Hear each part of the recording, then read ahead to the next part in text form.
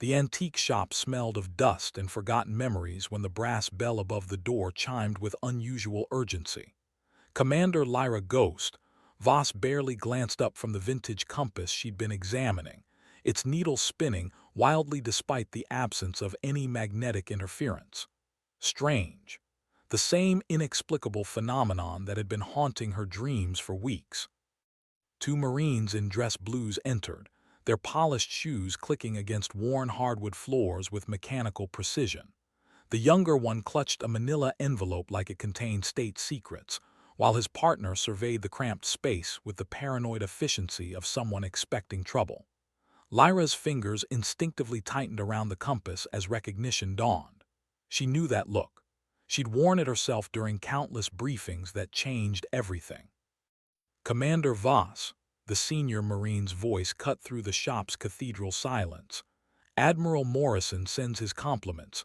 You're being recalled to active duty. The words hit like turbulence at 30,000 feet. Lyra had been retired for exactly 11 months, 2 weeks and 4 days. Not that she was counting. Her last flight had ended in congressional hearings and a medical discharge that tasted like career suicide. Post-traumatic stress, they'd called it, though the real trauma wasn't the surface-to-air missiles or the emergency landing on a carrier deck slick with December rain. It was watching her wingman's F-35 disintegrate into a fireball, while she lived to file the after-action report. There must be some mistake, she said, setting down the compass with deliberate care. I'm grounded permanently. The younger Marine stepped forward, extending the envelope like an offering. Orders are orders, ma'am. Admiral Morrison was very specific. Something about your unique qualifications for a developing situation. Lyra's laugh carried no humor. Her unique qualifications had made her a pariah in a service that valued predictability over innovation. She was the pilot who'd modified her aircraft's targeting system without authorization, the one who'd questioned orders from generals who'd never pulled 6GS in a combat turn, the one they'd whispered about in officer clubs, half admiration and half concern, until the whispers became formal complaints. What kind of situation requires a disgraced fighter pilot who talks to ghosts? The words escaped before she could stop them, revealing more than she'd intended about the therapy sessions and sleepless nights. The senior Marine's expression didn't change, but something flickered behind his eyes. The kind where conventional thinking gets people killed, Commander. The kind where the brass realizes they need someone who sees things differently. Outside, a formation of F-22s screamed overhead, their engines Doppler shifting from threat to promise. Lyra felt the familiar pull in her chest, the gravitational force that had dragged her into cockpits since she was 17 years old. Her fingers traced the compass one last time, watching its needle point steadily north despite everything that should have made it spin. Whatever was in that envelope, it was about to change everything again. The call sign Ghost had started as mockery in flight school. Lyra Voss was the cadet who appeared in places she shouldn't be, who anticipated attacks before radar picked them up, who seemed to vanish from targeting computers like smoke. Her instructors called it situational awareness taken to supernatural extremes. Her classmates called it unnerving. By graduation, the mockery had evolved into something approaching respect, though tinged with unease. Ghost could thread an F-16 through missile fields that would claim other pilots, could find landing strips in weather that grounded entire squadrons. She flew like she could see the future, or like the future bent around her aircraft to accommodate her will. The envelope contained orders to Nellis Air Force Base, Nevada, joint training exercise with international partners. Classification level, need to know. Duration, indefinite.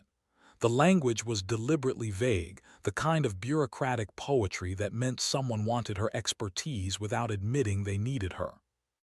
Lyra's Honda Civic felt absurd after years of supersonic aircraft, but she drove toward Nevada with the methodical patience of someone who'd learned to trust the journey over the destination.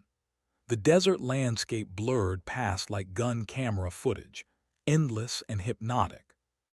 Nellies appeared first as a heat shimmer on the horizon, then as a sprawling complex of runways and hangars that housed some of the world's most advanced military aircraft.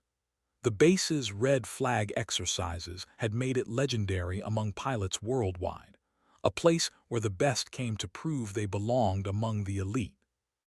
Ghost's arrival sparked the kind of subtle commotion that rippled through military bases like seismic tremors. Heads turned in the commissary. Conversations stopped in briefing rooms. The woman who'd made generals nervous was back, and everyone wanted to know why. Lieutenant Colonel Marcus Reaper Hendricks greeted her at base operations with the enthusiasm of someone welcoming a particularly virulent disease. His handshake lasted exactly the required duration and no longer. "Commander Voss, heard you were enjoying civilian life." "Retirement was overrated," Ghost replied, matching his tone degree for degree. "What's the mission, Colonel?" Reaper's smile could have etched glass. "International exercise. We're babysitting some European pilots who think their Eurofighters can dance with our Eagles. Standard red flag scenario, but the Pentagon wants someone with your creative approach to problem solving." The words carried subtext heavy enough to crush aircraft carriers. Reaper commanded respect through intimidation and political maneuvering, the kind of officer who'd never met a regulation he couldn't weaponize against subordinates. Ghost represented everything he despised: unpredictability, innovation, and the uncomfortable truth that sometimes breaking rules saved lives. "When do we brief?" Ghost asked. 15 minutes. Try not to scare the Allies too badly." Reaper's expression suggested he hoped she'd do exactly that, providing him with ammunition for another complaint up the chain of command. Ghost nodded and walked toward the briefing room, her flight suit feeling like armor after months of civilian clothes. Whatever games Reaper wanted to play, she'd focus on the mission. That's what pilots did.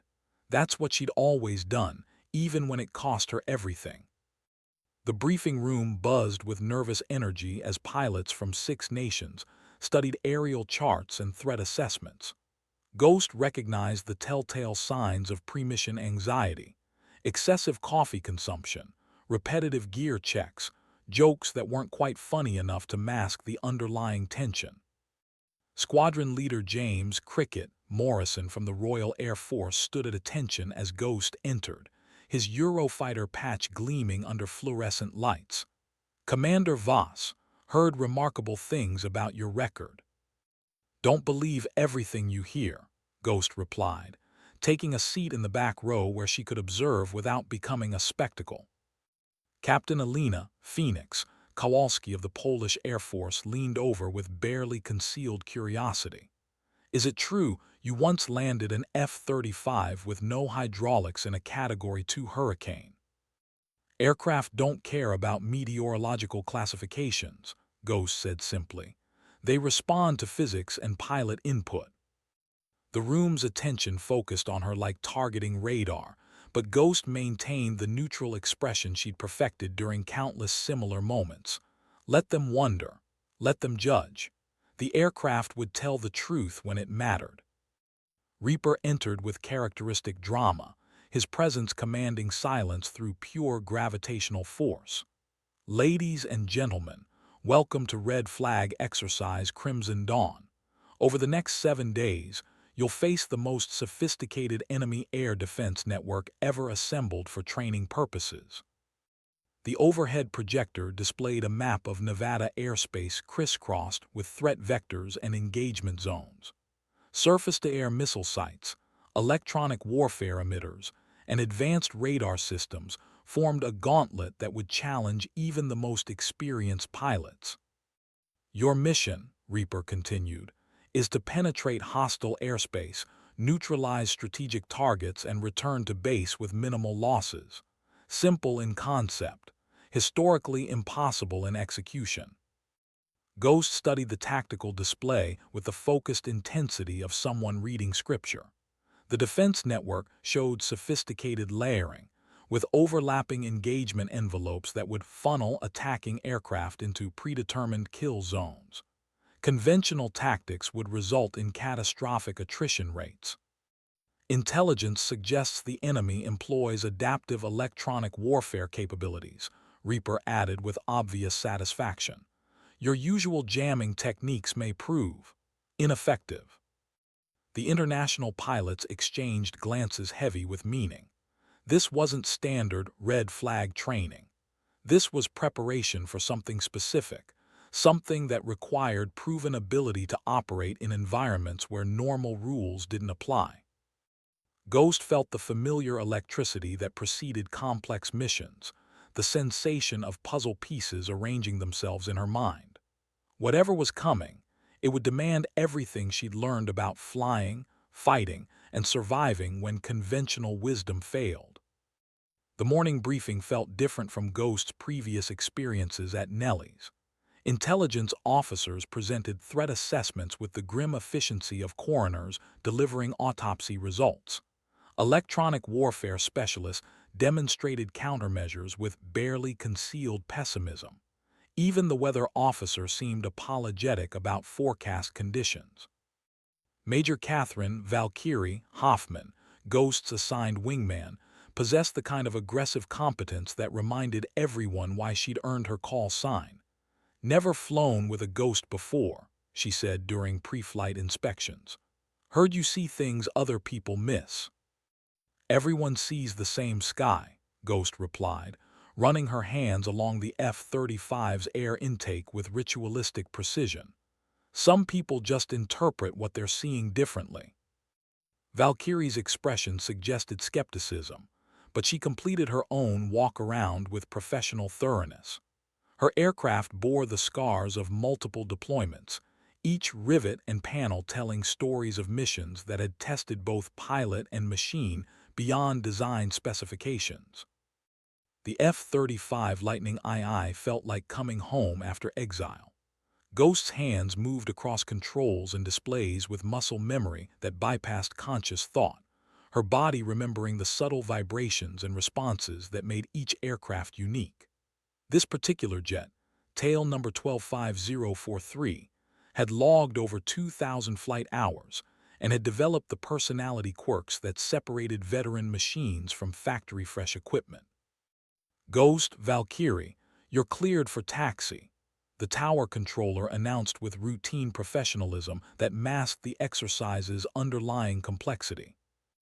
Rolling toward the runway, Ghost's aircraft computer displayed threat warnings that would have terrified civilian pilots. Electronic warfare emitters painted her aircraft with targeting radar, while surface-to-air missile sites tracked her movement with mechanical persistence. The enemy was already watching, already calculating intercept courses and engagement probabilities.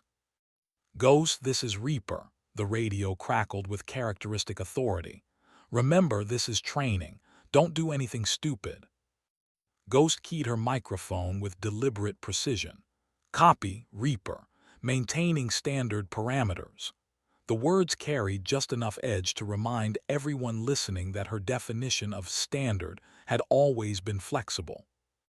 Afterburners engaged, the F-35 accelerated down Nellie's main runway with violent grace. Ghost felt the familiar compression as several tons of military aircraft translated potential energy into kinetic reality, pushing her back into the ejection seat as Nevada's desert floor fell away beneath her. At altitude, the exercise area spread out like a tactical chessboard, each landmark and coordinate representing potential victory or catastrophic failure. Ghost's heads-up display populated with friendly and hostile contacts, creating a three-dimensional battlefield that existed somewhere between simulation and warfare. The first wave encountered resistance immediately. "Sam, launch, Sam, launch." Cricket's voice carried the sharp urgency of someone discovering that training exercises could still kill. "Missile inbound, bearing 095. Ghost's threat receiver screamed warnings as multiple surface-to-air missiles climbed toward the formation with predatory intent. Her hands moved across countermeasure controls, while her mind calculated intercept angles and evasion maneuvers that would require split-second timing. Brake left, brake left. Phoenix's transmission crackled with static as electronic warfare systems attempted to jam communications. The sky erupted into geometric chaos as 8 aircraft scattered according to train doctrine, each pilot fighting individual battles against missiles designed to turn advanced fighters into expensive fireworks.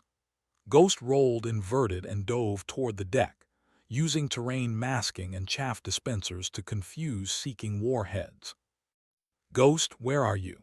Valkyrie's voice betrayed concern as the formation dissolved into component parts. "Following the terrain," Ghost replied, skimming between desert mountains at altitudes that made her aircraft's terrain-following radar issue continuous warnings. Behind her, 3 missile contrails corkscrew through empty airspace, their guidance systems confused by Ghost's unconventional flight path. The exercise was supposed to be training. The missiles were supposed to be simulated. But the taste of adrenaline and the weight of G-forces felt entirely real as Ghost climbed back toward operational altitude, her aircraft intact while others transmitted damage reports. "How did you know?" Valkyrie asked once the immediate threat had passed. Ghost studied her tactical display, watching electronic signatures that seemed to follow patterns visible only to her. "The missiles told me where they were going before they launched." It wasn't entirely true, but it was the closest she could come to explaining intuition that felt supernatural but operated according to principles she'd never fully understood. The debrief following the first day's exercise carried undertones of frustration and bewilderment. Reaper stood before tactical displays showing engagement timelines and missile intercept data, with the expression of someone discovering that basic mathematics had stopped working reliably. "Ghost," he said, consulting his tablet with obvious irritation, "your aircraft avoided 7 missile engagements using flight paths that defied standard evasion doctrine. Care to explain?" Ghost remained standing at attention, her expression neutral despite the room's hostile energy. "I followed terrain features that provided optimal radar masking while maintaining offensive positioning, sir." "Terrain features that don't exist on our charts," Captain Rodriguez from the Exercise Control Group interjected. "Your altitude readings show flight paths through solid rock." "GPS accuracy degradation due to electronic warfare," Ghost replied smoothly. "I relied on visual navigation and pilotage techniques." The explanation satisfied no one, least of all Reaper, whose jaw muscles worked overtime. Ghost's performance had been flawless, which made it suspicious. In his experience, perfection usually indicated either divine intervention or systematic cheating. Cricket raised his hand with diplomatic caution. "Commander, that last maneuver when you disappeared from radar for 37 seconds, how did you maintain weapons lock while invisible to electronic systems?" Ghost's response came after careful consideration. "Electronic systems see what they're programmed to see. Sometimes aircraft exist in gaps between their perceptions." "That's not how physics works," Phoenix muttered, loud enough to carry across the room. "Physics works fine," Ghost said. "Understanding physics requires accepting that human perception has limitations." Valkyrie studied Ghost with the intensity of someone trying to solve a classified puzzle. As wingman, she'd observed Ghosts flying from uncomfortably close range, had watched impossible maneuvers executed with casual precision. "Your aircraft seemed to anticipate threats before they developed." "Situational awareness," Ghost replied. "Same thing every pilot learns. Some people just develop it further than others." The debriefing continued for another hour, with various pilots and instructors offering theories about Ghost's performance that ranged from educated speculation to barely concealed accusations. Through it all, Ghost maintained professional composure while internally cataloging every question, every skeptical glance, every whispered comment. They wanted explanations for abilities she'd never fully understood herself. They demanded rational justifications for instincts that operated beyond conscious thought. Ghost had spent her entire career navigating the gap between what she could do and what others believed was possible. After dismissal, she walked across the desert base under starlight that seemed unusually bright, each constellation sharp enough to navigate by. Tomorrow would bring new challenges, new skeptics, and new opportunities to prove that excellence often looked like magic to people who'd never experienced it themselves. Day 2 brought weather that grounded civilian aircraft across 3 states. Thunderstorms towered to 50,000 feet, their anvil tops spreading across Nevada like malevolent umbrellas. Lightning flickered inside cumulus formations that radar operators described as solid walls of precipitation and atmospheric violence. Exercise canceled, Cricket announced with obvious relief as pilots gathered in the briefing room. Meteorology shows severe turbulence, icing conditions, and electromagnetic interference that would compromise all aircraft systems. Ghost studied the weather charts with growing interest rather than concern. The storm patterns displayed the kind of three-dimensional complexity that created opportunities for pilots willing to accept calculated risks. "Recommend proceeding with modified parameters," she said quietly. Reaper's head snapped toward her with predatory focus. "Explain." "Storm systems create electromagnetic shadows," Ghost continued, approaching the tactical display. "Properly positioned aircraft become invisible to both radar and visual acquisition. The weather becomes an asset rather than an obstacle." "The weather could kill you," Valkyrie pointed out with the bluntness of someone who'd lost friends to atmospheric phenomena. "Weather kills pilots who fight it," Ghost replied. "Weather helps pilots who understand it."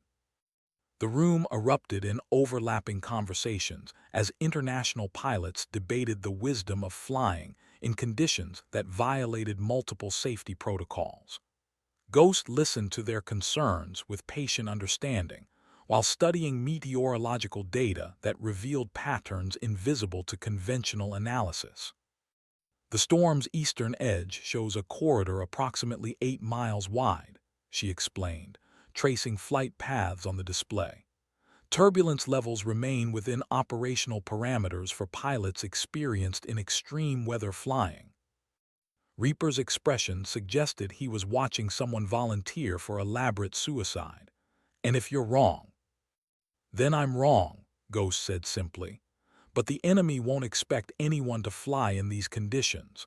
Surprise often compensates for tactical disadvantages."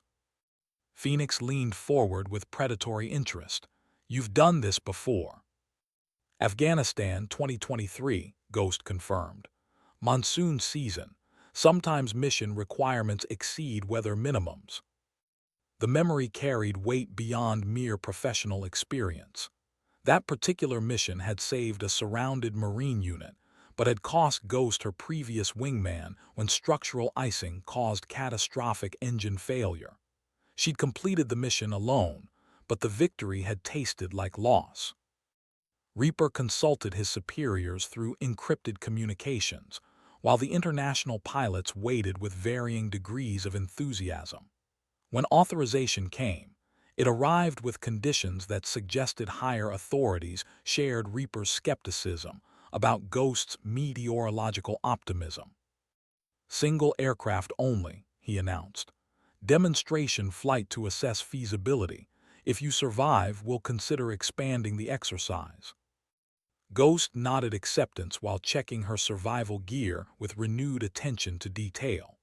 Flying alone into a thunderstorm violated numerous common-sense principles, but common sense had never been her strongest attribute.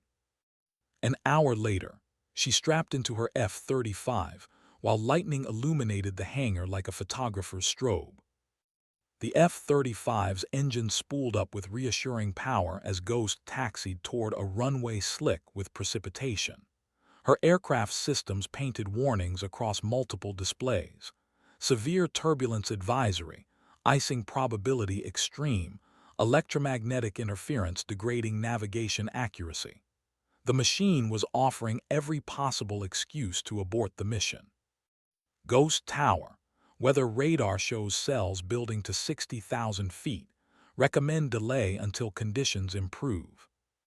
Negative Tower. Proceeding as briefed. Ghost's voice carried absolute conviction despite the very reasonable arguments for remaining safely on the ground. Copy Ghost, you're cleared for takeoff. Good luck.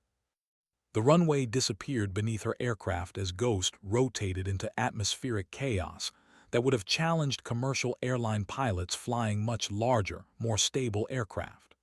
Her F-35 bucked and twisted like an angry horse, its control surfaces fighting turbulence that threatened to exceed design limitations. Inside the storm, visibility dropped to zero while ice accumulated on leading edges faster than heating elements could clear it.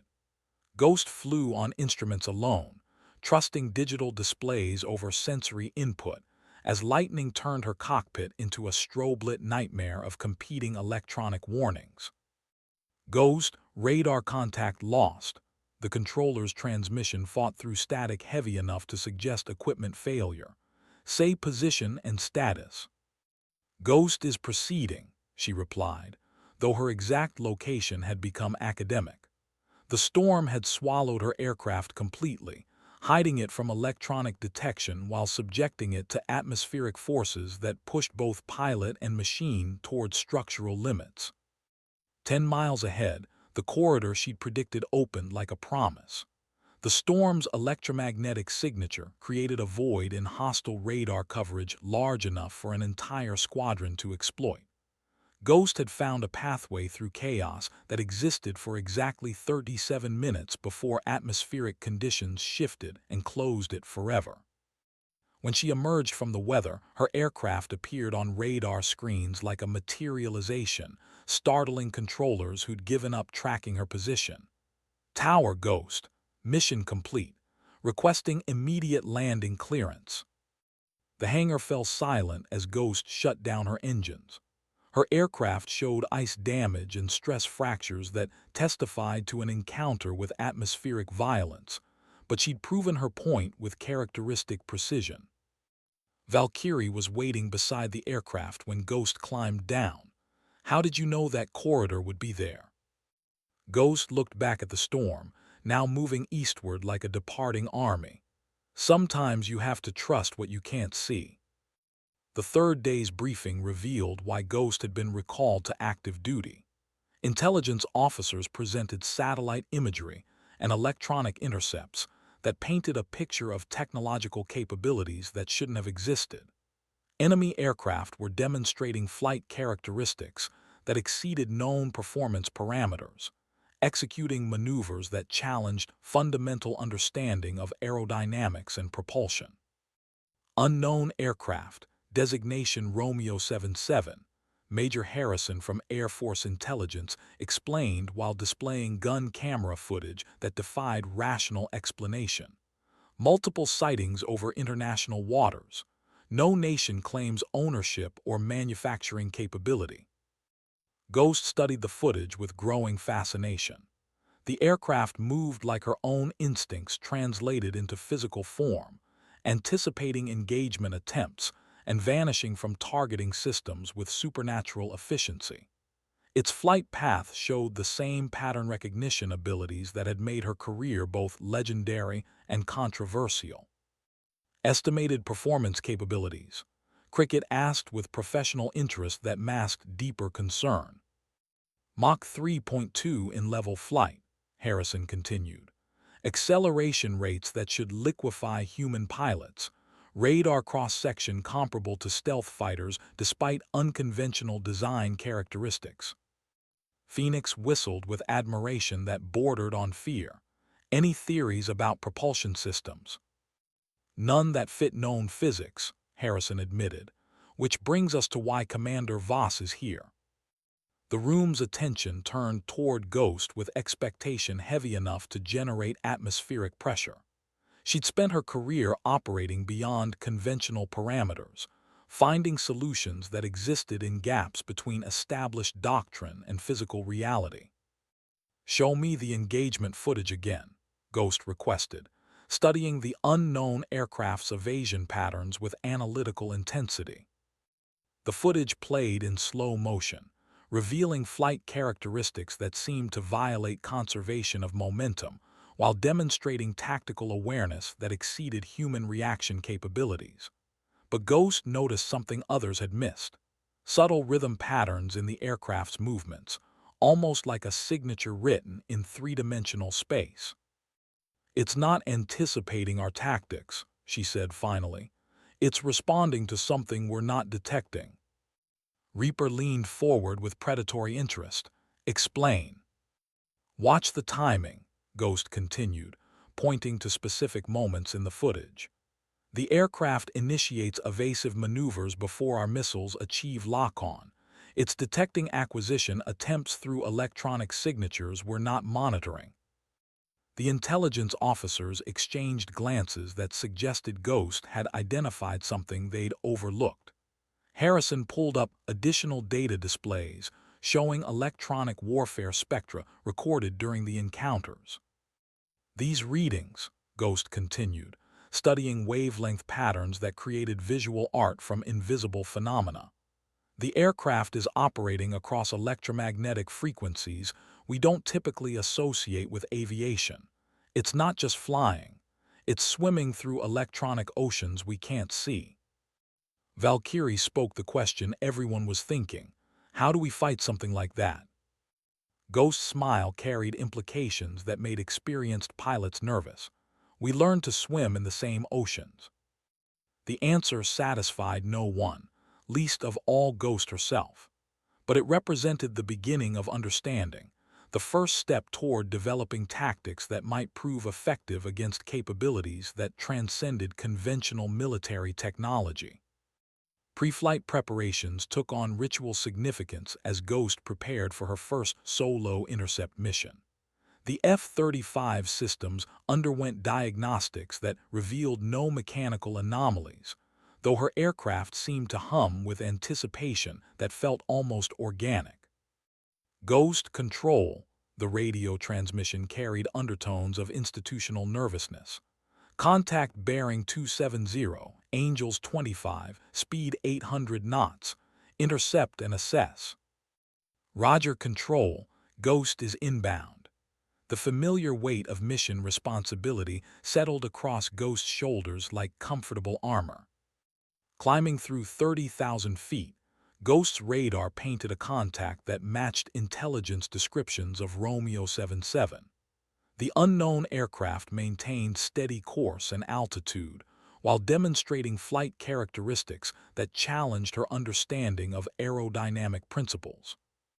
"Contact is maintaining heading," Ghost reported, adjusting her intercept course to optimize visual acquisition opportunities. No indication of evasive maneuvering. Her targeting system achieved lock-on with surprising ease, almost as though the unknown aircraft was cooperating with her electronic systems. The sensation felt wrong, like being allowed to win a game whose rules remained mysterious. "Ghost, weapons tight," Control reminded her with unnecessary emphasis. "This is reconnaissance only." "Copy, weapons tight." Ghost maintained professional discipline while her instincts screamed warnings about situations that felt too easy. In her experience, enemy aircraft that didn't evade targeting attempts usually had excellent reasons for their confidence. Visual contact occurred at 3 miles, revealing an aircraft that existed somewhere between elegant design and alien geometry. Its surface seemed to absorb rather than reflect sunlight, creating the optical illusion of an aircraft-shaped void against the desert sky. No national markings, no identifying features, just smooth curves that suggested advanced manufacturing capabilities. "Ghost has visual," she transmitted, while studying the aircraft through her helmet-mounted display. "Contact appears to be unmanned, no visible cockpit or pilot interface." The unknown aircraft banked gradually toward her, not aggressively but with obvious intentionality. Ghost matched the turn while maintaining safe separation distance, dancing through airspace with something that moved like it understood her capabilities better than she understood its own. "It's mirroring my flight path," Ghost reported, beginning to suspect that this encounter had been orchestrated rather than random.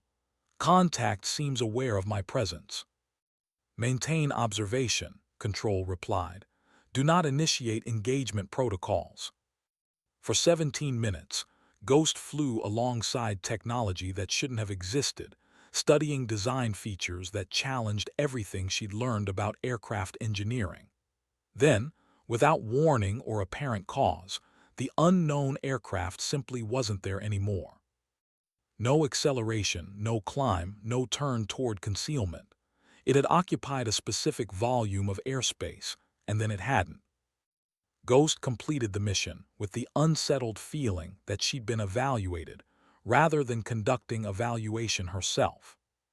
The debrief following Ghost's encounter with Romeo 77 generated more questions than answers. Intelligence analysts studied her gun camera footage frame by frame, searching for clues about propulsion systems, manufacturing techniques, and operational capabilities that defied conventional understanding. 17 minutes of close observation, Major Harrison summarized while displaying enhanced imagery. The aircraft showed no exhaust signature, no visible control surfaces, and no electromagnetic emissions beyond basic radar reflection. Ghost sat in the front row this time, her status elevated by virtue of being the only pilot to achieve extended contact with the unknown aircraft. "It wasn't hiding," she said carefully. "It was demonstrating." Demonstrating what? Reaper's question carried skepticism heavy enough to anchor destroyers. "Capability, awareness, intent." Ghost chose her words with surgical precision. The aircraft could have evaded contact entirely. Instead, it chose to reveal itself, then chose to disappear when the demonstration was complete. Phoenix leaned forward with predatory curiosity. "You're suggesting it wanted to be seen." "I'm suggesting it operated according to tactical principles we don't understand yet," Ghost replied. "Which means our countertactics need to evolve beyond conventional parameters."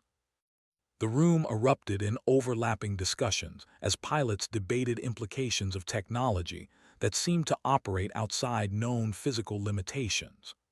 Ghost listened to theories that ranged from classified government programs to extraterrestrial contact, all delivered with the earnest intensity of professionals grappling with phenomena that challenge their expertise.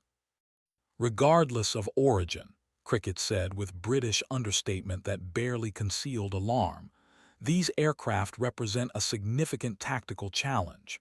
How do we engage targets that can disappear at will?" "We don't engage them," Ghost said quietly, her words carrying across conversations like a blade through silk. "We learn from them." Reaper's expression could have stripped paint from aircraft carriers. "Explain." Ghost stood and approached the tactical display, her movement commanding attention through sheer confidence. "The aircraft demonstrated capabilities we can't match with current technology, but it also demonstrated interest in our capabilities. That suggests dialogue rather than conflict." "Dialogue with whom?" Harrison asked with the careful tone of someone approaching classified territory. "Unknown," Ghost admitted. "But the alternative is preparing for warfare against opponents who can violate physics. That's not a tactical problem. That's an existential crisis." The silence that followed felt like pre-storm atmospheric pressure, heavy with implications no one wanted to acknowledge. Ghost had articulated the fear underlying every pilot's swagger, that their expertise might prove meaningless against adversaries who operated beyond human understanding. Valkyrie broke the silence with characteristic directness. "What do you recommend?" Ghost's smile carried implications that made veteran pilots nervous. "We learn to fly like they do." The statement hung in the air like an unexploded munition, while everyone contemplated what that might mean for individuals trained to trust in mechanical systems and established doctrine. Training resumed with modified parameters that pushed aircraft and pilots toward their design limitations. Ghost found herself leading formations through exercises that required improvisation over adherence to standard procedures, teaching international pilots to trust instincts that military academies had trained them to suppress. "Forget your instruments," Ghost transmitted during a low-level penetration exercise. "Trust your aircraft to tell you what it needs." "Ghost, this is Phoenix. My heads-up display shows terrain collision warnings. How is visual flight possible in these conditions?" "Stop looking at the display," Ghost replied with patience earned through years of training skeptical pilots. "Look through your aircraft. Feel what it's telling you about air pressure and wind gradients." The formation descended through mountain passes at altitudes that made their radar altimeters scream continuous warnings. Ghost led them through terrain that maps described as impassable, following flight paths that existed only in the gap between theoretical impossibility and demonstrable reality. "This is insane," Cricket transmitted with admiration that surprised him. "How are we maintaining formation in zero visibility?"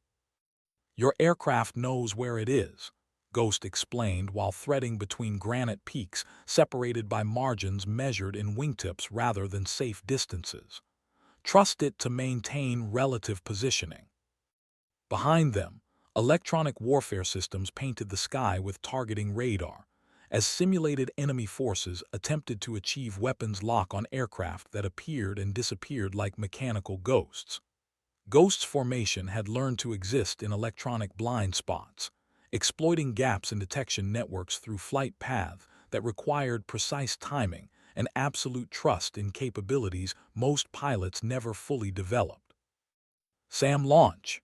Valkyrie's voice carried professional calm despite proximity to missile systems designed to turn military aircraft into expensive debris.